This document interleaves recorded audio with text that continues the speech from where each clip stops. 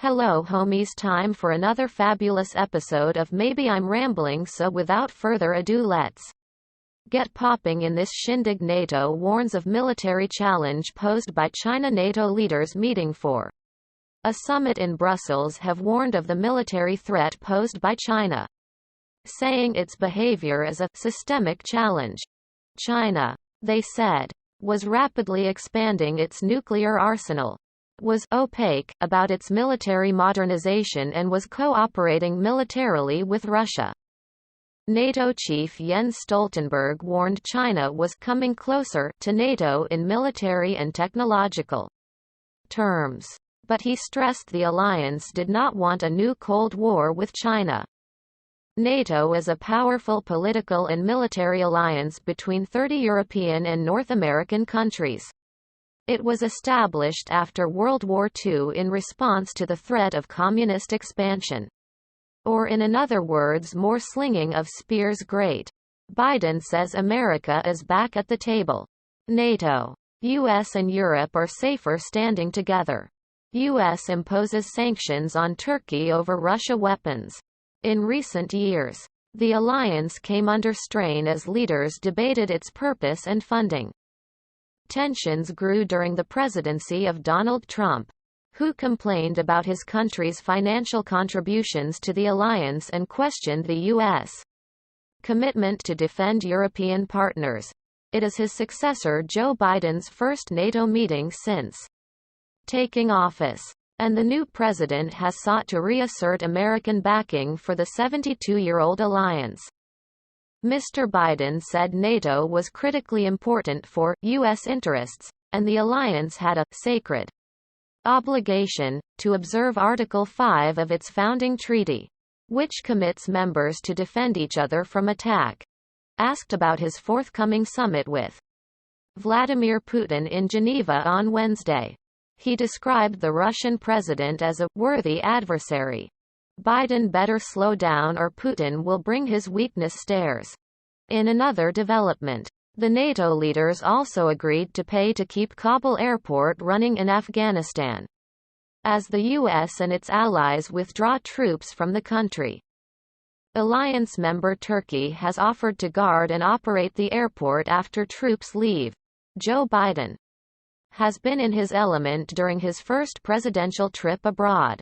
The backslapping veteran of the Senate Foreign Affairs Committee set out to reassure U.S. allies that American was back after a decidedly different set of priorities and personalities during the previous administration. U.S. allies appeared to welcome the effort. French President Emmanuel Macron virtually glowed as he described Biden as part of the club that could deal with pressing issues like COVID and climate change. Macron's club reference prompted swipes from Donald Trump, who tried to paint Biden's G7 meetings as a return to the kind of business as usual mode that enriches the elite at the expense of working Americans. Says the man with millions. Where wall? Seriously, where's the wall? All that hoop and holla for a wall. Where's it, at the ether or in Hillary's emails? If Biden is to avoid such characterization, he will have to mind how his foreign policy affects, and is perceived to affect, American pocketbooks. A renewed emphasis on multilateralism could put allies at ease, but it requires a sales job at home. Biden may rail against phony populism, as he did at his NATO press conference. But if he wants to prevent a return of Trump and Trumpism, he will have to acknowledge the conditions that set the stage for its ascendance. His warm welcome from U.S. allies might be gratifying, but it comes with domestic risk. Why is NATO focusing on China? Because it sucks and China wants to enslave everyone, but the U.S. is in the way, according to the summit's communiqué.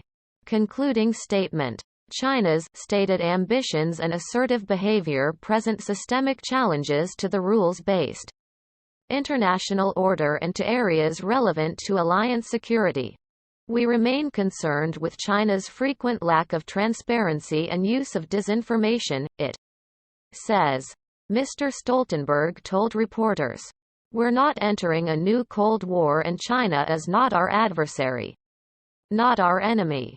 But, he added, we need to address together, as the alliance, the challenges that the rise of China poses to our security. China is one of the world's leading military and economic powers, whose ruling Communist Party has a tight grip on politics, daily life and much of society. The Chinese military currently has the largest armed forces in the world, with over 2 million personnel on active duty. In all honesty, that is a very small number. I could wipe my nose with those numbers. NATO has become increasingly concerned about the growing military capabilities of China, which it sees as a threat to the security and democratic values of its members. In recent years, the alliance has also grown wary of China's activities in Africa, where it has set up army bases. What is NATO? The North Atlantic Treaty Organization, known as NATO, is the world's most powerful regional defense alliance. It was set up in 1949, after World War II, to counter the threat of communist expansion. It was founded on the principle of collective defense between allies. It originally had 12 members, but now has 30. UK Prime Minister Boris Johnson, who looks like a goblin I might add, said, when it comes to China, I don't think anybody around the table wants to descend into a new Cold War with China. NATO's tough message on China followed criticism of the country by the G7, a group of major economies that met for a summit in England last week. In a communiqué, G7 leaders criticized China for alleged human rights abuses and demanded a transparent investigation of the origins of COVID-19 in the country. In response, China accused the G7 of lies, rumors and baseless accusations in a statement through its embassy in the UK. What did Biden say about Putin? The U.S. leader famously said in an interview in March that he considered the Russian president to be a killer. But on Monday he appeared to take a more conciliatory tone with regard to Mr. Putin. What Putin really wants from Biden. Biden will be less impulsive than Trump. He's bright, he said. He's tough. And I have found, as they say when I used to play ball, he's a worthy adversary, says the guy who can't climb stairs and looks like a homeless man in a suit. Talks like one too. This dude needs to sit down and do some light cardio. But Mr. Biden stressed that he would take a tough line on what the U.S. regards as Russia's harmful activities, such as alleged cyber attacks, if he chooses not to cooperate and acts in the way he has in the past related to cybersecurity and some other activities. We will respond, he said. We'll make it clear where the red lines are. Which I bet my left eye socket nothing will come out of it, 'cause America has a habit of folding like a picnic chair as of late, but I digress. So this has been another glorious of Maybe I'm Rambling. Remember, say it with your chest, like, share and subscribe. Now you guys are caught up on the China situation right now, so time to party.